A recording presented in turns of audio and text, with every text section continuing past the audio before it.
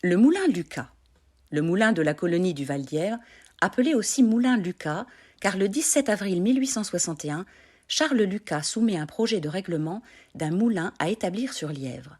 Cette demande est faite pour répondre aux besoins de mouture du blé de la colonie.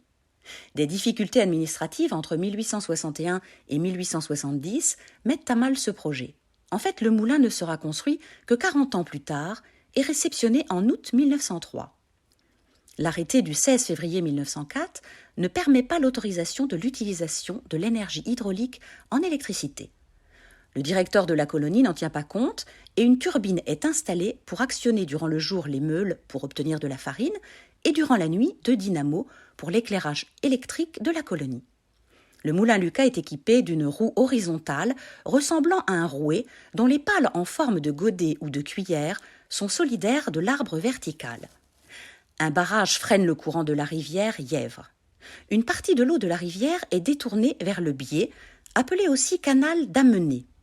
Une vanne règle le volume de l'eau prise dans la rivière et peut aussi couper l'alimentation en eau du moulin.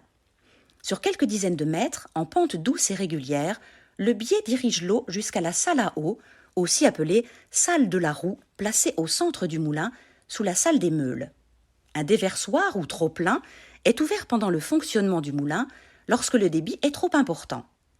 Le débit d'entrée de l'eau sous le moulin est réglé par la vanne d'alimentation qui dirige l'eau dans le coursier, rigole à forte déclinaison, prolongé par un conduit en forme de U qui pénètre dans la salle à eau.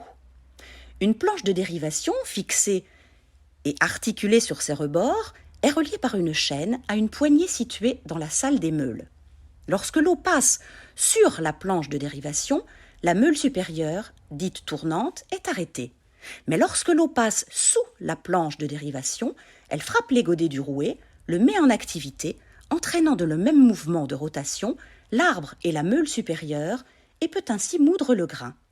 Après avoir traversé la salle à eau et actionné le rouet des meules, l'eau sort, suit le canal de fuite et se jette dans la rivière.